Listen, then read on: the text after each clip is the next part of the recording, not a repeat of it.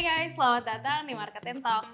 Hari ini gue udah duduk bareng sama seorang artis kali ya, yang mungkin sering banget lo lihat di layar lebar, tapi ini versi kembarannya. Derby Romero atau Happy Agus Kurnia nih? Happy, Ca. Halo, Mas Happy. Halo, Ca.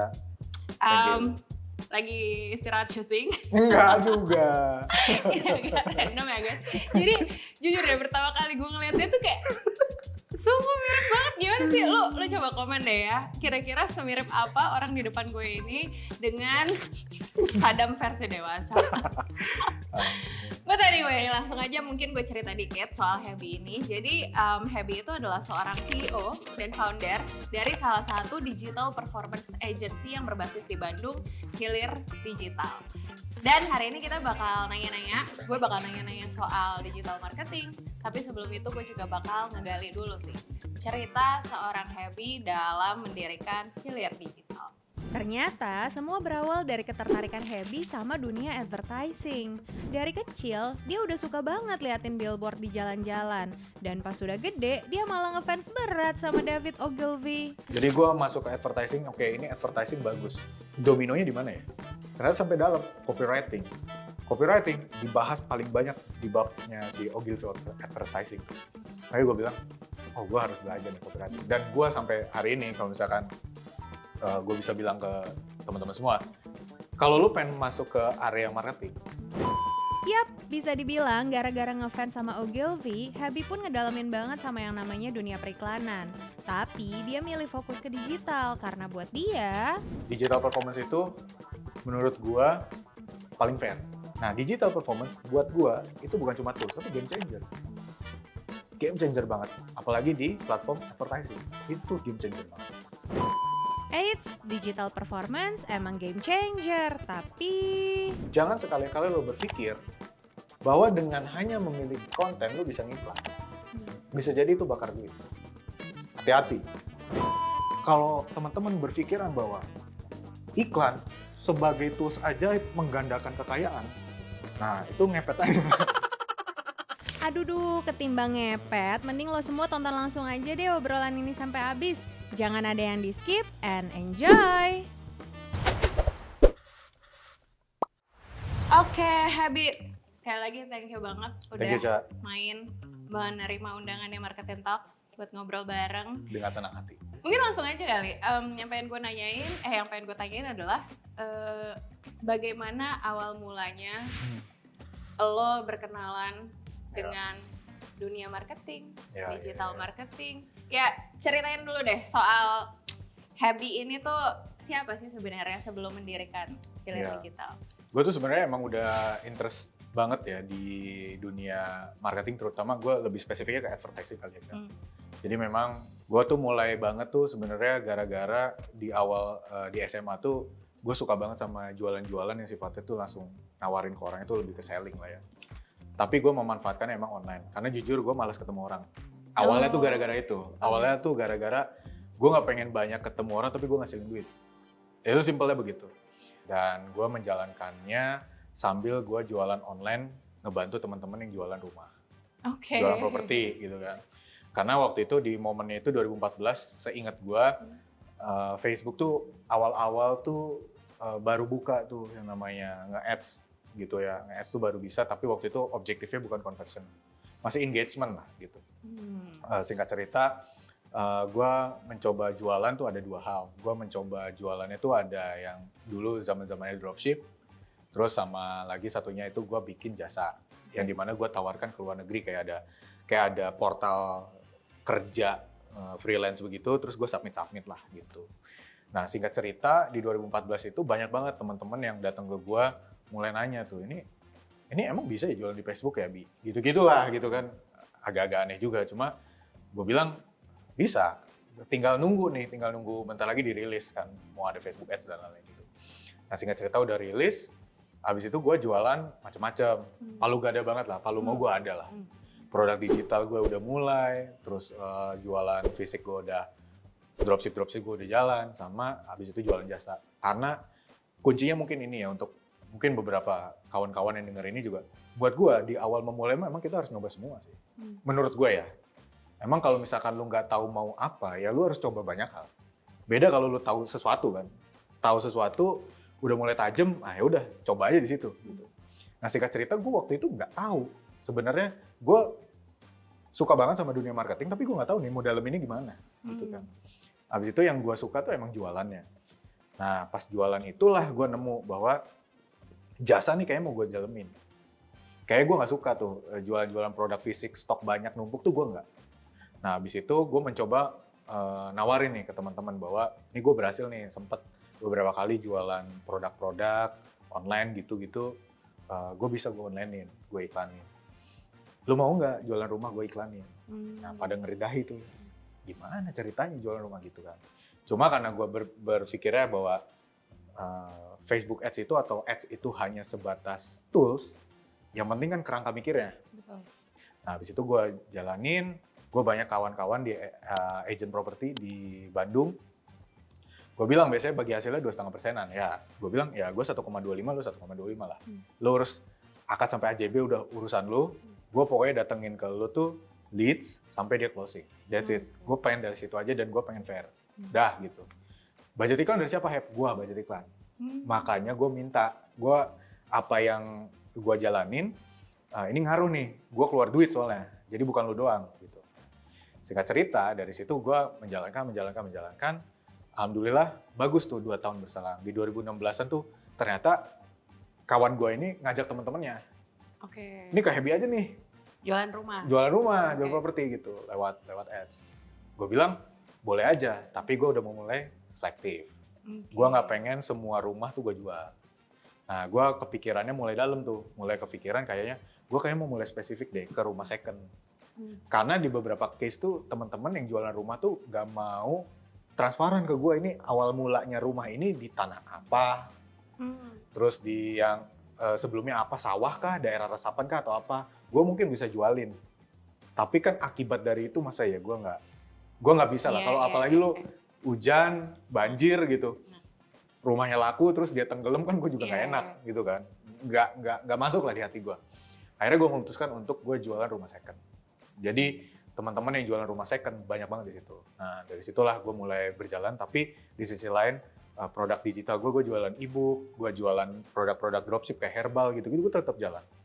Akhirnya 2018 tuh gue memutuskan bahwa gue mau masuk ke jasa. Titik. Gue mau tinggalin walaupun itu profit. Mau tinggalin produk fisiknya, produk digitalnya. Produk digital gue sampai hari ini masih jalan. Cuma kalau produk fisik gue udah tinggalin. Nah singkat cerita tuh dari 2014 sampai 2018 itu bukan cuma di properti doang, ternyata gak gue terlalu seriusin, orderannya masuk banyak di portal freelance.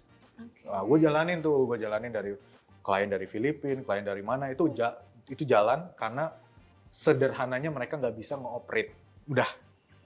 Tapi kalau lu tarik gamenya sekarang, semua orang mungkin bisa operate, tapi nggak bisa think, ya kan, bisa jadi mungkin gitu kan.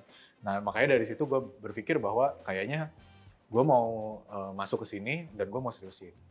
2018 itu dengan segala bentuk pertimbangan, walaupun dalam keadaan produk fisik dan toko online gue yang produknya fisik ini masih oke, masih ada hasil, gue tinggalin, gue all out gitu. Nah itu 4 tahun berjalannya Hilir begitu.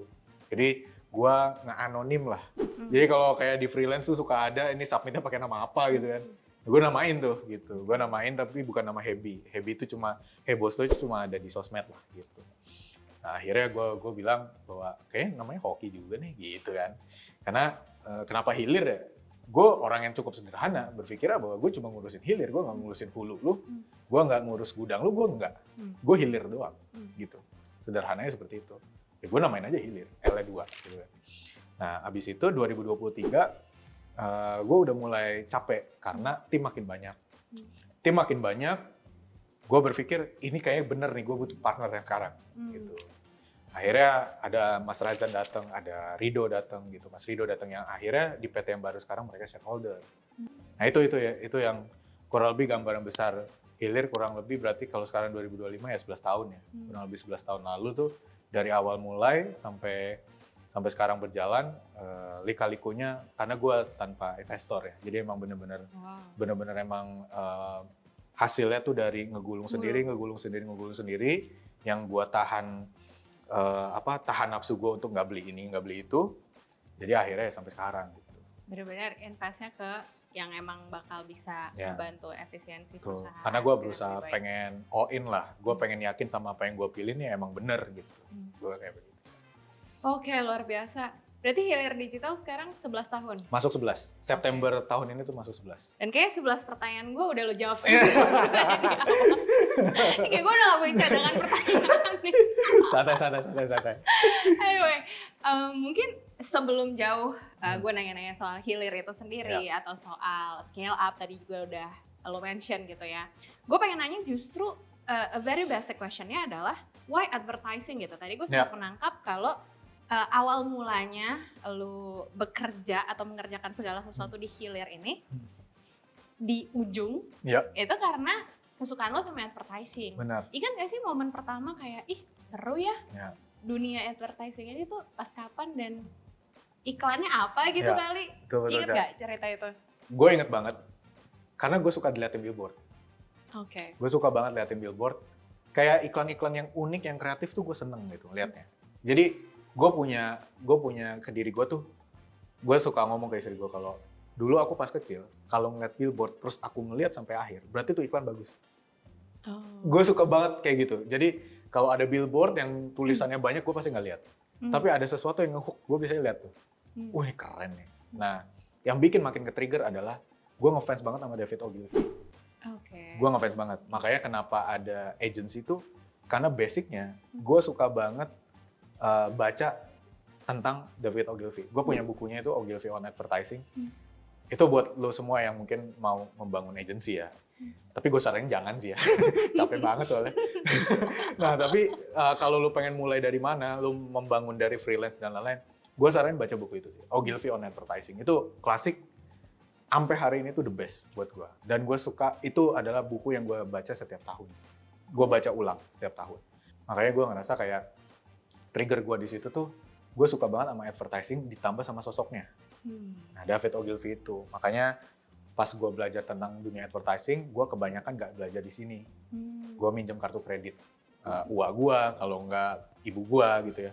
Untuk supaya gue bisa belajar yang di luar negeri. Karena di zaman 2014-2015 mungkin yang denger juga tahu.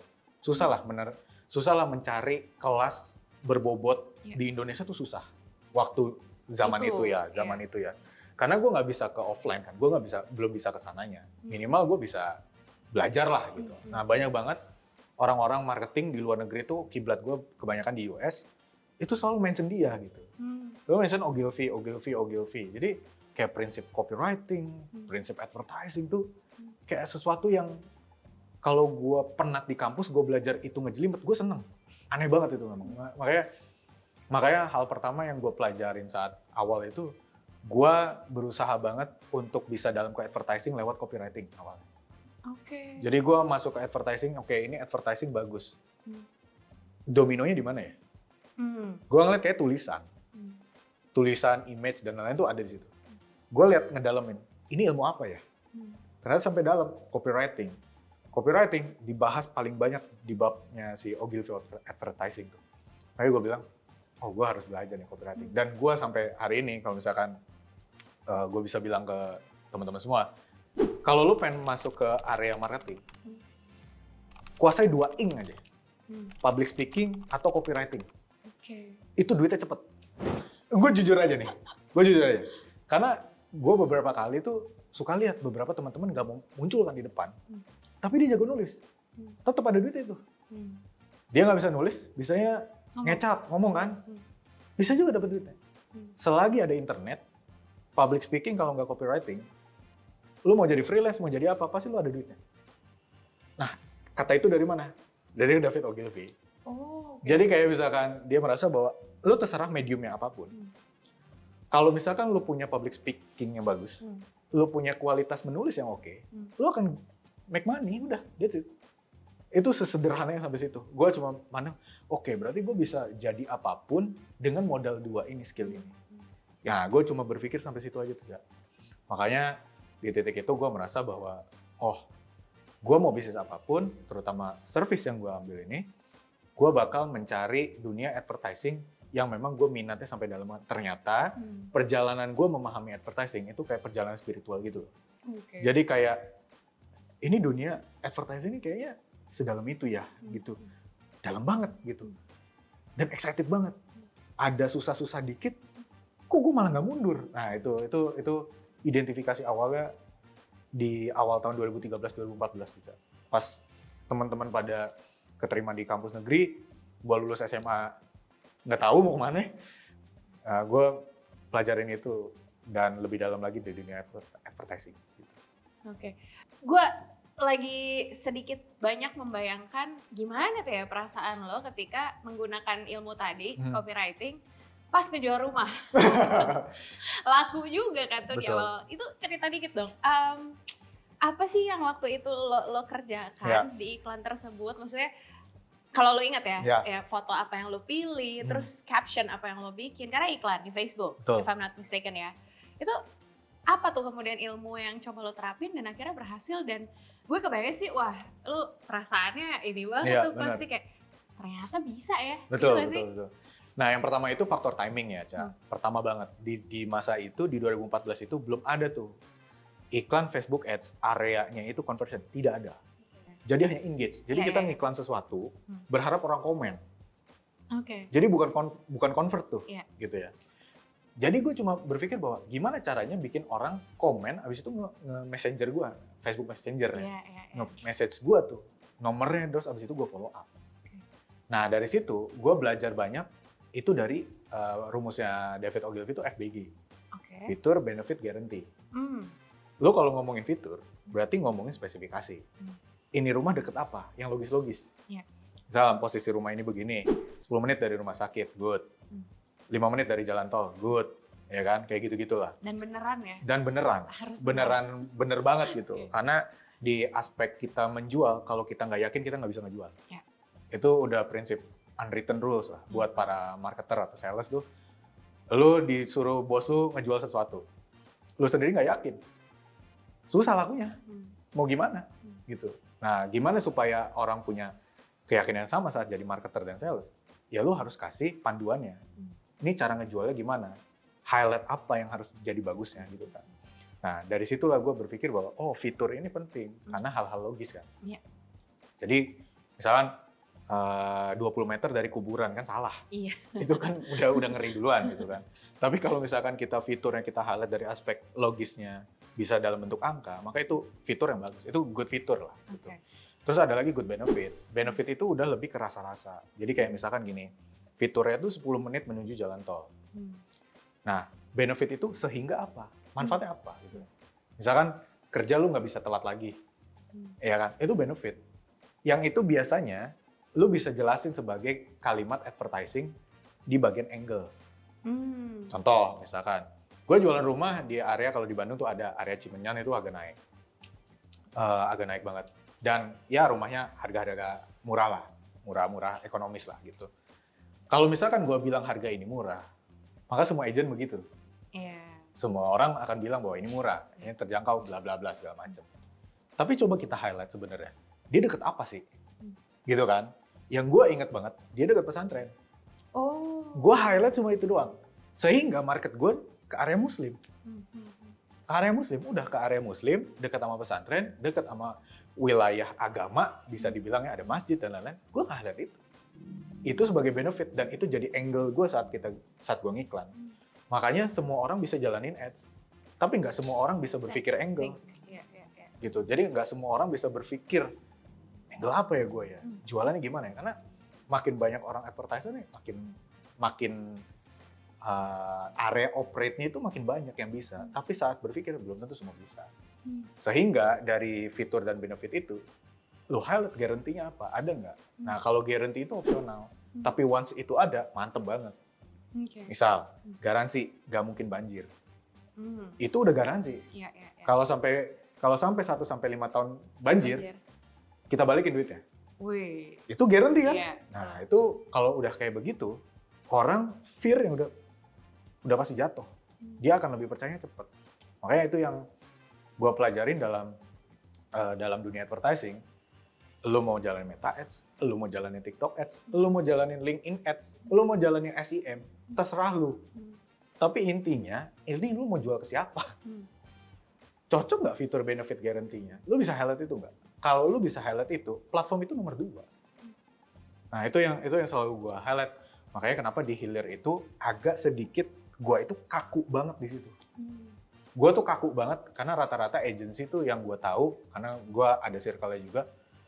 Rata-rata mereka itu berpikir langsung klien datang, oke, bro, gue pengen ngiklan ini nih, di mana? Meta, TikTok, ya semuanya. Oke, jalanin. Ini budget, udah.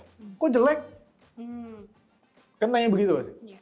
Oh iya pak, stoknya nggak ada nih. Pas stoknya ada, bla bla bla segala macam. Itu kan simptom, bukan root cause. Itu kan gejala, bukan akar masalah. Akar masalahnya apa? Lu sama nggak menjualnya sama kayak orang lain? Kalau sama, wajar mereka punya substitusi. Makanya suka ada kasus kayak, saya jalanin sendiri bagus, dijalanin agensi jelek. Bisa jadi tanda kutip ya, bisa jadi tanda kutip. Apa yang dilakukan agensinya mirip sama yang lain. Sehingga dengan market yang sama, kita nggak ada pembeda. Padahal pembeda itu jadi akarnya banget, yang bisa nentuin kan, kita itu bakal kemana. Nah itu yang bikin gue tuh kayak, gue agak sedikit kaku dan gue agak sedikit tanda kutip, gue agak sedikit sebel sama salah satu tim gue kalau misalkan mereka itu nggak bisa memahami produk dalam waktu cepat gitu. Karena untuk memahami produk dalam waktu cepat cukup 2 hal. Lu FBG, dicari-cari FBG-nya apa, lu pegang itu produknya. Kalau lu properti kayak gue datang langsung ke tempatnya. Ini apaan sih? Ini deket apa aja sih? Gue rasain feel-nya gitu. Karena dengan begitu orang marketer, orang sales itu akan lebih mudah menjualnya. Kenapa? Karena banyak hal-hal yang lu bisa rasain langsung dan lu yakinnya tumbuh gitu. Makanya masalahnya teman-teman marketer sama orang sales terkadang bukan karena nggak ada marketnya. Kitanya nggak bisa ngeyakinin. Iya kan? Kitanya nggak bisa ngeyakinin. Jadi public speaking, copywriting itu benar-benar aspek terpenting menurut gue di dalam dunia advertising. Dan itulah kenapa gue suka banget. Dan kenapa marketer susah ngeyakinin? Karena ya itu tadi, belum tentu dia benar-benar paham. Benar. Apa yang harus gue yakinin. Betul. Kalau dia sendiri nggak yakin. Iya, benar-benar.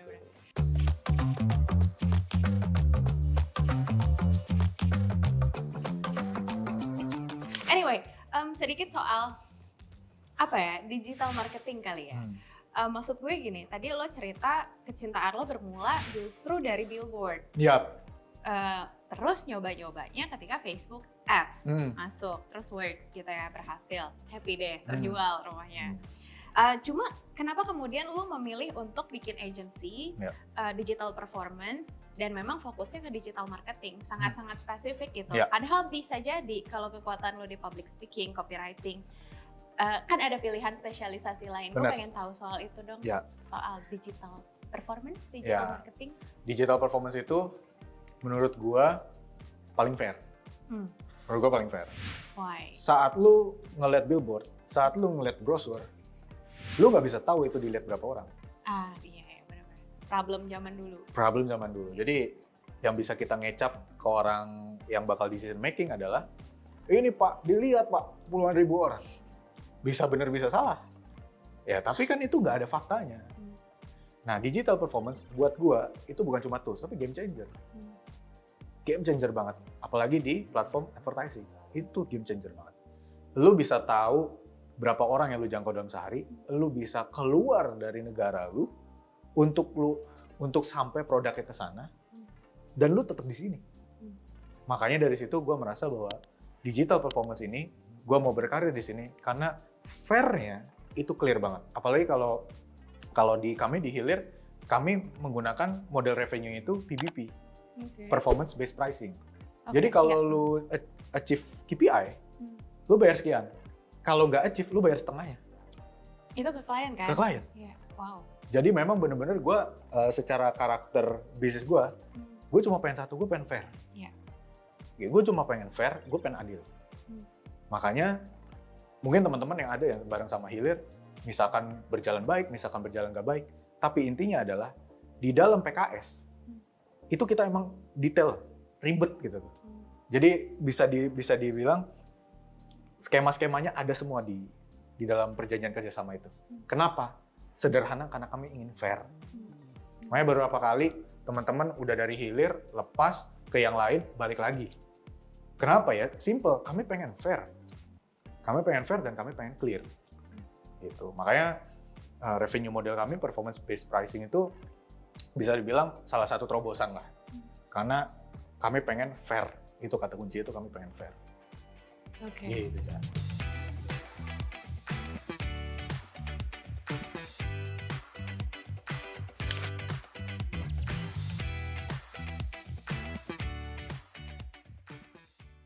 Prosesnya, secara teknis, kita itu biasanya mempelajari sebuah POV. Nah, maksudnya POV atau sudut pandang konten tuh, kalau misalnya gue boleh kasih contoh, misalnya kita ngejual kemitraan laundry. Yang dimana mungkin di beberapa orang, kemitraan laundry itu buat passive income. Tapi ada orang yang ngerasa mereka tuh sebenarnya butuh tabungan sekolah buat anak. Tapi ada juga yang pengen kemitraan laundry buat persiapan pensiun. Nah, itu kan konteksnya sama, tentang income yang didapetin dari kemitraan laundry, tapi beda-beda sudut pandang dari beda-beda orang tuh. Nah, itu biasanya cara mainnya copywriting kita dengan beberapa metode. Ya, kalau yang umum mungkin kita tahu ada problem, agitate, solution gitu ya.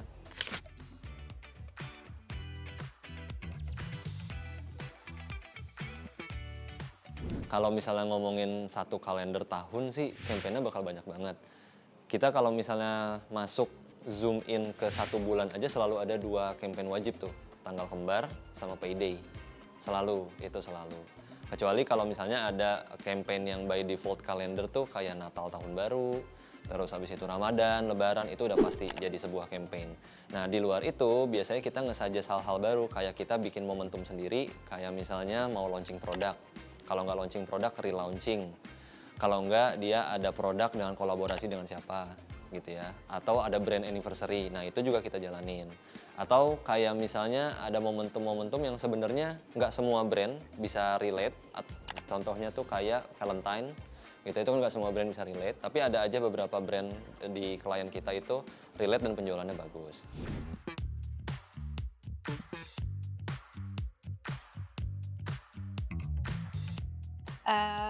Lo tadi bilang salah satu value yang dikedepanin sama Hilir itu kan fairness ya.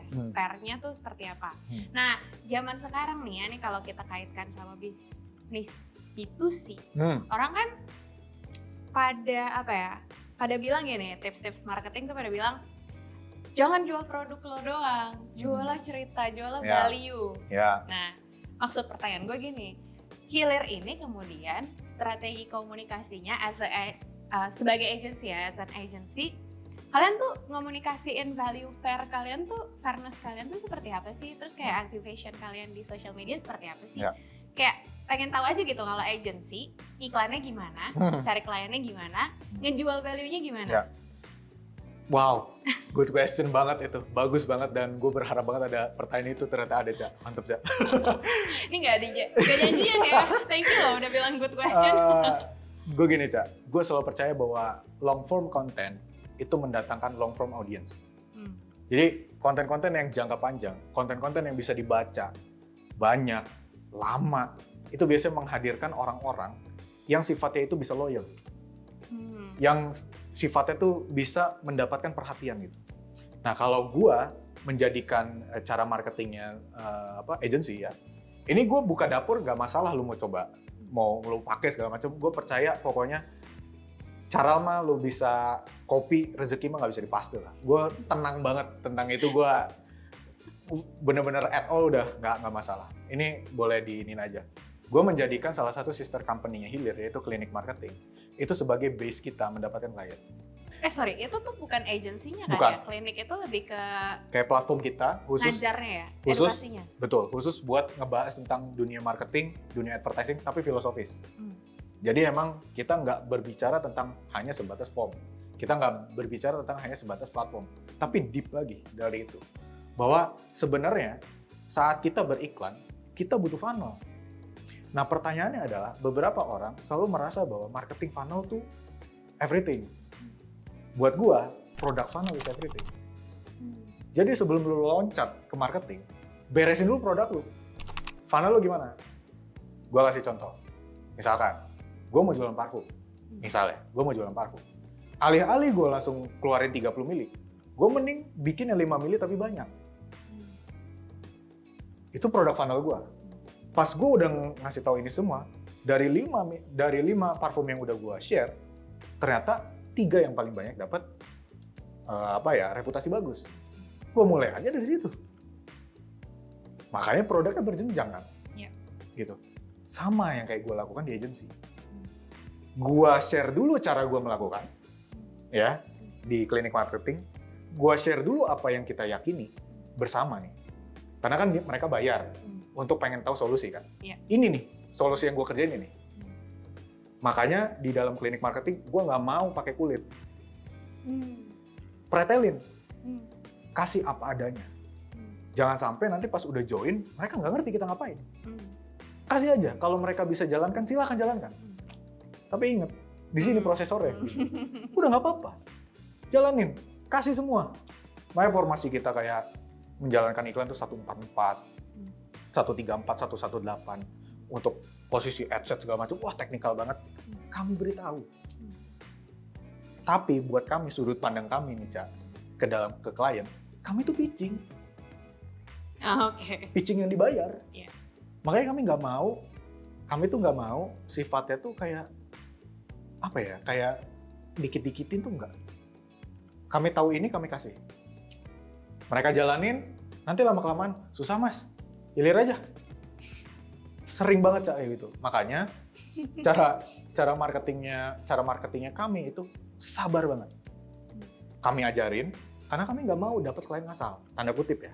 Nah makanya dari kita tuh, kita pengen banget berangkat dari product funnel dulu. Kita mulai dulu dari market, ngisi dulu. Kita buat acara, orang dengerin, tertarik nggak?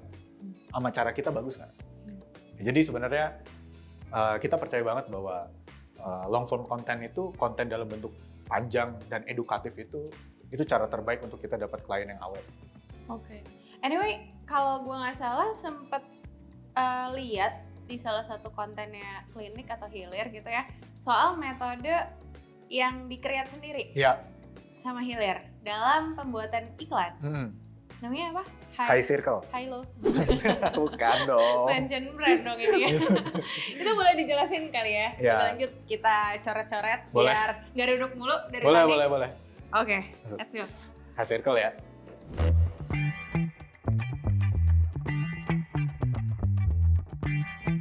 Oke. Jadi gini, Ca. Yang tadi gue maksud ya, high circle tuh hilir circle. Ya, Oke. jadi lingkaran yang kita buat itu untuk ngasih gambaran bahwa sebenarnya cara platform ngedelivery iklan tuh kayak gimana, gitu ya. Oke. Nah di A1 ini itu Oh, ini- namanya Sorry, ini platform. platform. Jadi Oke. ini tuh sebenarnya cara platform sekarang nerima iklan kita gitu. Nah makanya di A1 ini namanya engage audience. Jadi ibaratnya orang-orang yang emang secara organik itu ngobrol sama lu, komen segala macam. Nah itu di situ. Ya, Oke. jadi dia udah jadi followers, dia udah jadi DM-an sama lu, terus ngobrol-ngobrol sama lu. Nah itu engage audience. Oke. Ya. Terus habis itu yang kedua itu adalah A2. A2 ini adalah advertising audience. Nah ini adalah audience yang kita set di dalam platform advertising kita. Targetingnya gitu. Targeting, Iya. betul banget. Jadi ini targetingnya itu A2. Hmm. Nah, A3 ini adalah broad audience. Ibaratnya tuh audiensnya udah mulai melebar lah gitu. Mulai benar-benar luas banget. Nah, gimana cara mahaminnya? High circle ini adalah rata-rata ya semua platform. Kita mau mention apa? Meta. Terus kita mau mention lagi TikTok. Semua melakukan seperti ini. Ya, semua melakukan seperti ini. Prinsipnya sama gitu ya. Mereka, ya cara pikirnya mereka nih, mereka akan menawarkan produk kita pertama banget ke A1. Oke. Jadi, gue bisa bilang, baru masuk A1 nih, gue bisa bilang, kalau brand lo kebanyakan beli follower, ya, kalau brand lo juga kayak, mohon maaf, banyak giveaway, A1 lo tuh berantakan. Gue kasih analogi lagi, misal, Oke. pembeli produk gue adalah orangnya kayak Ica. Meta tuh bilang, oh pembeli lu tuh kayak Ica, gue cariin lebih banyak ya kayak Ica. Jadi mereka tuh profiling dari sini. Dari audiens yang udah engage. Betul. Oke. Makanya terkadang gue melihat di beberapa case, Brand-brand yang punya banyak followers pas diiklanin jelek. Kenapa? Karena A1-nya. A1-nya bermasalah. Tapi bentar deh. Yang gue tahu nih ya, Iya. correct me if I'm wrong. Kalau kita ngiklan, itu kan memang kita nge-set target kan. Betul. Nah, berarti A1 ini tuh bisa jadi kita targetin, bisa jadi enggak dong? Ya, gini Ca, Nah. pemahamannya. Saat lu nge-targeting ads audience, Ah. mau segimanapun, platform pasti berangkat dulu ke A1. Oke. Itu jarang teman-teman marketer tahu. Makanya beberapa Ah. teman-teman yang jadi head of marketing, yang jadi digital advertiser, itu masalah audience. Ya, saya udah kumas targetingnya udah bener, tapi nggak ada yang beli segala macem. Ntar dulu, profilingnya bener nggak? Oke. Meta, TikTok, ya siapapun lah platform-platform. Mereka tuh ngambil sampel dari sini. Tapi ini bisa dibenerin nggak kalau udah kacau? Bisa Gimana tuh? ngambil waktu lama. Itu gimana? Remove followers? Gue punya kasus, Ah. itu ada klien kita itu beli followers. Oke. Ratusan ribu. Dia mengaku nih. Mengaku nih, Oke. mengaku dosa ke gua. Mohon maaf mas, udah jalan tuh 2 bulan. Ini agak aneh. Produknya murah, produknya TikTok banget, terus segala macam. Dan dia bikin brand. Tapi kok Instagram dia like-nya cuma 1, gak ada komen. Bahkan dengan 100 ribu followers itu, bahkan ada postingan yang tidak ada komen sama sekali. Saya bilang tuh di luar forum, mas udah jujur aja, beli nggak? Saya bilang. Kalau mas nggak jujur nih, susah nih urusannya, panjang banget. Ekspektasi kita harus bikin adendum, gitu. Iya mas, saya beli. Saya tuh Kena deh. kena. Saya tanya, berapa pas belum beli? 11.000 lah mas. Jauh ya. Oke, jauh ya. Jauh banget tuh. Sedangkan dia beli 100.000. Gimana cara pikirnya platform kayak gitu? Cara pikirnya adalah, kan kita biasanya kalau beli followers tuh kan akun-akun Turki, akun-akun Portugal kan gitu ya. Iya. Pas udah kayak gitu, Oke. makanya akun kita, iklan kita, baik dia bot atau tidak, dia pasti muncul dulu ke situ, Cak. Iya. Itu yang bikin iklan kita mahal tuh. Gimana cara membebatnya? Budgetnya agak lumayan tinggi, sehingga platform ke orang yang sama terus.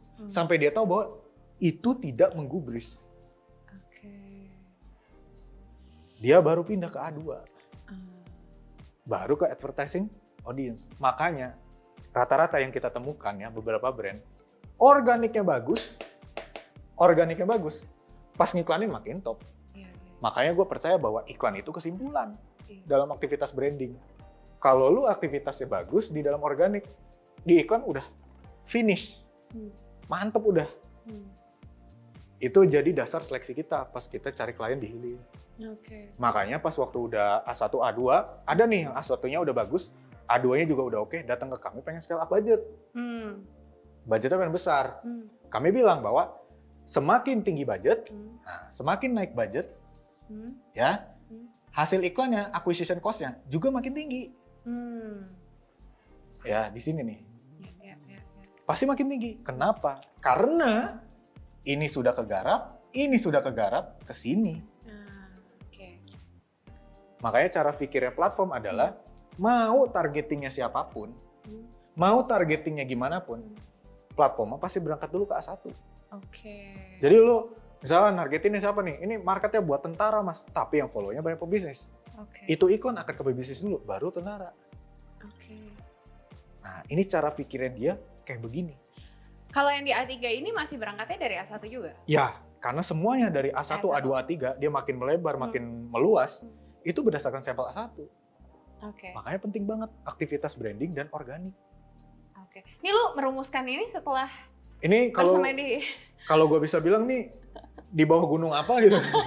Nggak, jadi emang bener-bener gue pikirin hampir 10-11 tahun ke belakang tuh, kenapa ya gue menemukan beberapa brand itu kok kayaknya nggak di otak-atik banget gitu ya, kok ads-nya bagus gitu.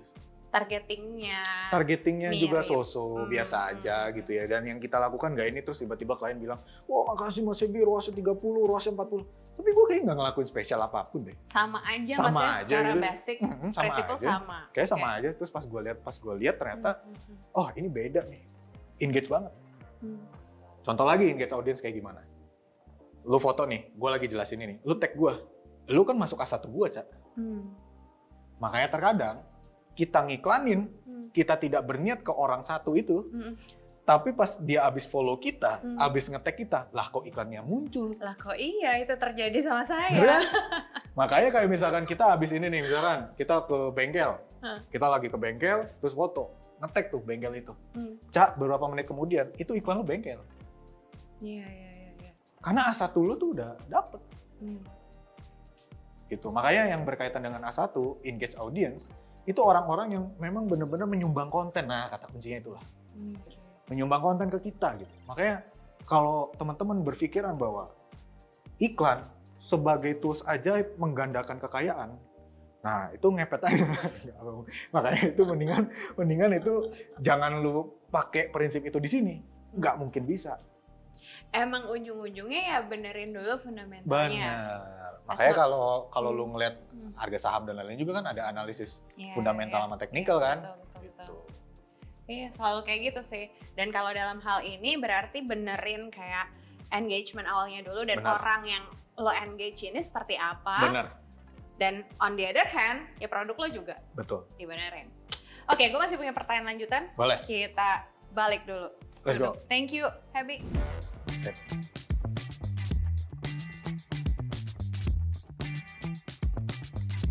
Oke, tadi udah dijelasin soal gimana sih high circle? High circle. High circle. Okay. High circle gitu. Oh, oke. Padahal dari hilir. Tapi bukan highly ya. Bukan highly. Oke, gue pengen nanya soal iklan sih. Satu hal yang selalu mengusik gue adalah satu istilah bernama ads fatigue. Oh, ads fatigue. Yeah. Orang capek, bahkan mungkin gue sendiri ya, ada satu akun, ini jadi curhat, tapi ada satu akun, emang sih gue udah jadi existing customer dia, gue udah follow akunnya. Iklannya nongol mulu gitu, bener-bener like nongol mulu. Mungkin ada kaitannya juga ya sama metode yang tadi gitu. Tapi yang bikin gue penasaran adalah orang-orang yang merasa capek kayak gue, tentu bukan gue doang kan. Bener. Nah terus gimana dong? Apakah itu pengaruh ke budget? Apakah akhirnya kita perlu mengubah iklannya atau ya udah pasrah aja? Menurut lo soal ini gimana? What should we do gitu? Gue bagi jawabannya dari dua perspektif ya. Oke. Pertama tuh dari perspektif advertiser, ya, yang kedua itu dari perspektif business owner. Oke. Kalau dari aspek advertiser, ya kita nggak bisa mempertahankan konten iklan yang bisa dibilang frekuensinya tuh di atas 4. Jadi kalau lo masuk ke dashboard iklan, itu ada metrik namanya frekuensi. Frekuensi itu artinya kalau misalkan iklan itu 4 atau di atas 4, berarti orang yang sama ngeliat 4 kali, Cak. Oke. Itu tuh ada dashboardnya, ada khusus ada metrik itu. Nah makanya untuk kita advertiser, kita perlu banget ngelihat mana iklan kita yang berpotensi ad fatigue. Kalau lu udah sampai masuk 3, saran gue sih, mending lu request ke orang kreatif lu untuk bikin konten. Karena itu bisa ad fatigue. Apa efek dari ad fatigue? Bukan hanya iklannya jadi jelek, tetapi bisa berpotensi dilaporkan spam. Saat dilaporkan spam, akun iklan kita bisa di-ban. Jadi itu bisa kemana-mana tuh ujungnya. Itu pertama. Kalau dari perspektif business owner, gue percaya banget investment terbaik dari tahun ini, 2025 ini, sampai 10 tahun mendatang, menurut gue adalah orang kreatif. Creative advertising. Gue percaya banget creative advertising, dia pasti adaptability-nya bagus. Karena dia sudah terbiasa adaptability sama produk. Jadi kalau lu masuk ke area creative advertising, lu invest orang di situ. Yang gue maksud creative advertising itu apa? Yang gue maksud creative advertising adalah saat lu nge-hire copywriter, means itu bukan hanya untuk bikin social media, tapi lu bikin iklan. Gitu kan. Gimana caranya menempatkan diri bahwa konten ini tuh memang bisa diterima sama orang. Makanya gue bilang itu adalah creative advertising. Dimana adaptability-nya tuh tinggi banget. Once lu jadi owner, once lu jadi C-level, investlah di situ menurut gue. Karena ad fatigue itu ngaruhnya kemana-mana. Gitu. Makanya dua perspektif itu gue suka bilang ke teman-teman yang kayak misalkan duitnya agak lebih dikit gitu ya, suka bilang gue invest apa lagi ya Heb daripada gue net profit masuk ke gue beli sepatu, gue beli apa gitu kan. gue apa lagi ya, gue selalu bilang bahwa lu invest di creative advertising. Cari sosok kreatif tapi dia fokus ke advertising. Karena itu yang benar-benar bikin lu, bisnis lu itu bisa menjangkau orang yang sama, orang yang lebih banyak, orang di luar negara lu. Nah itu yang benar-benar gue highlight. Makanya sebenarnya orang-orang itu bukan nggak suka sama iklan, mereka nggak suka sama iklan jelek kan. Iya. Makanya kita butuh orang kreatif advertising di situ. Dan mungkin itu jadi salah satu skill yang emang perlu kita develop juga ya. Betul. Maksudnya mungkin kita sekarang belum terjun langsung ngurusin iklan, tapi jadi salah satu skill set yang mungkin perlu kita shape juga. Betul. Dari sekarang. Makanya nanti ada butuh bantuan dari AI dan lain-lain. Mungkin pernyataan gue tadi mungkin akan sedikit orang, nanti kan zamannya AI segala macem. Percaya gue. Iya. AI itu tetap bisa lu kendalikan atau lu yang dikendalikan kan gitu. Iya, exactly. Makanya kalau misalkan lu mau pakai AI supaya ngikutin mau lu gimana, gue jamin kerjaan lu tuh bakal lebih bernas tuh, kalau bisa gue bilang. Luar biasa. Lebih dalam banget tuh. kata bernas. Gitu kan, memang bener-bener dalam gitu. Iya, Jadi iya, jangan sampai iya. kayak lu yang dikendalikan si AI gitu.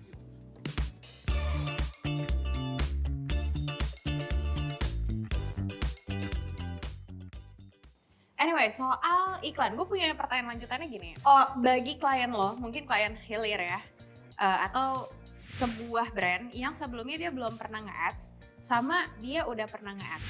Mungkin lo bisa kasih sedikit tips aja, kayak 3 practical tips untuk orang yang sebelumnya belum pernah nge-ads dan yang sudah. Itu biasanya yang dilakukan hilir atau yang sebaiknya dilakukan mereka, advertiser ini apa sih? Ya. Sebelum nge-launch iklannya Oke. lagi. Jadi kalau practical tipsnya dari gue sih khusus untuk spesifik ya teman-teman yang baru mau iklan. Nomor 1 adalah akun iklan yang lu pakai itu membawa history. Oke. Jadi kayak misalkan gini, di beberapa orang tuh suka bilang kalau, iya mas, ini akun dulu gue jualan makanan, tapi gue ganti jadi jualan baju sekarang, setahun 2 tahun berselang dengan followers yang ada gitu. Terus lu iklanin tentang baju, maka jangan heran di awal-awal lu pasti kontraksi, karena marketnya udah kebiasaan sama kuliner gitu. Jadi akun iklan itu, mau akun iklan, mau akun Instagram itu, akun itu membawa historinya masing-masing. Jadi tolong diperhatikan, pastikan memang clean, memang bersih. Apalagi dari beberapa orang suka bilangnya beli, nggak bikin akun iklan. Nah, jadi beli akun iklan ya. Kalau dari gua pribadi sih ya hati-hati aja. Gitu. Itu nomor 1. Kemudian yang kedua, persiapannya adalah masalah konten. Orang suka bilang copywriting itu adalah bukan yang terpentingnya dari aspek advertising. Gue bisa bilang keliru. Karena copywriting itu adalah orang pertama yang harus lebih paham produk daripada si advertiser.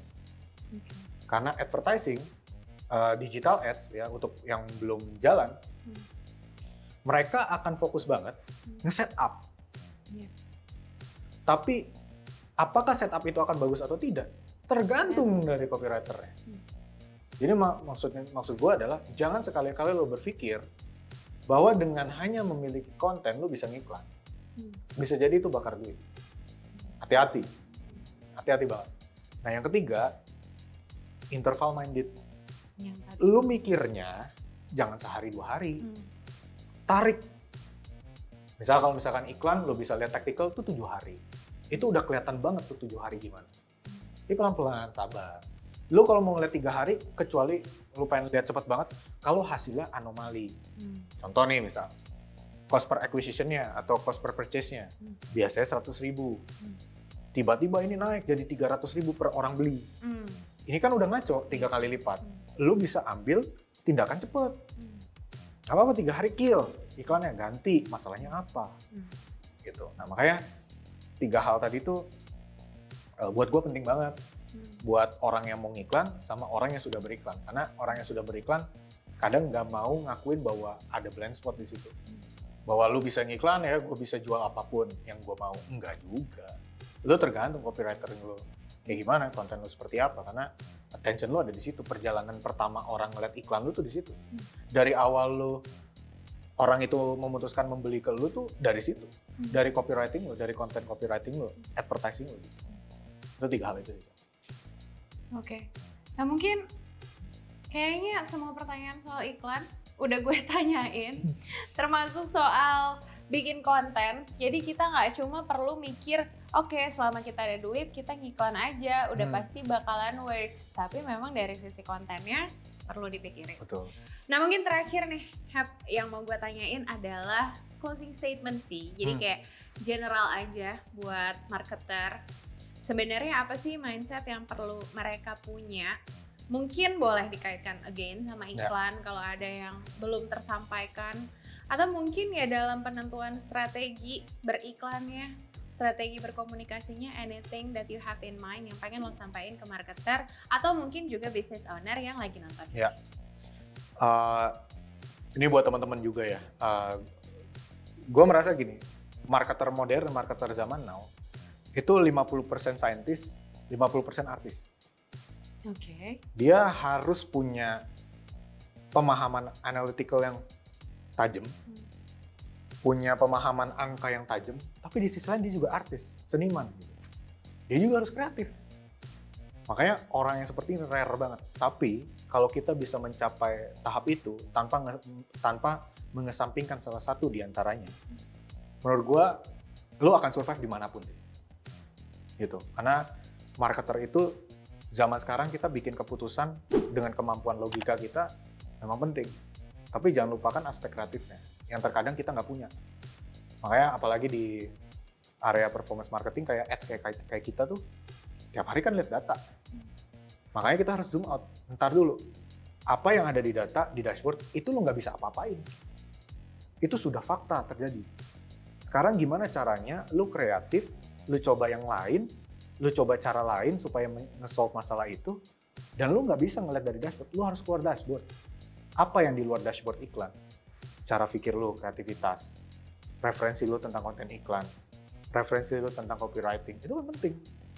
Nah makanya menurut gue untuk para marketer, apa yang jadi indikator lo di dalam melihat performa market itu memang penting, tapi itu bukan jadi yang terpenting. Yang terpenting adalah lo tahu mana masalah, mana akar masalah, mana gejala, mana akar masalah. Lu clear dulu tuh mana simptom, mana root cause. Karena selama karir gue di marketing, 11 tahun terakhir, selalu root cause-nya itu tidak ada di dashboard. Selalu akar masalahnya itu bukan di datanya, tapi akar masalahnya biasanya di kitanya. Kita mikirnya nggak cukup banyak referensi, sehingga kita terkukung aja kayak gini, terus kacamata kuda. Terus kita nyala-nyalain platform, nggak works TikTok mah, nggak works Meta mah. Bukan nggak works itunya, referensi kita kurang luas. Kayak gue bilang 50% scientist, 50% artis. Dan kalau gue boleh nambahin sih, ya yang selalu perlu diingat adalah ya memahami customer lo sendiri. Lo mau ngomong ke siapa, karena itu bakal menentukan how we communicate. Dan itu udah pernah dibahas sama marketing lo guys, soal memahami customer. Lo bisa nonton videonya di sini, izin iklan. Boleh. Anyway, akhir kata thank you so much. Derby, Happy. Thank you, Ca. Canda ya. Ya, santai. Buat insight-nya, buat ajakan bagi kita semua untuk berpikir, nggak cuma ngejalanin teori-teori yang udah ada, tapi ya berpikir, cari tahu masalahnya supaya kita bisa nentuin strategi marketing yang tepat. Sekali lagi, thank you Happy dan thank you buat semua yang udah nonton. Jangan lupa like video ini kalau suka, share juga, komen juga apa yang lo paling dapetin atau yang lo paling suka dari obrolan kami tadi. Dan terakhir, jangan lupa subscribe. Thank you for watching. See you in the next video. Bye.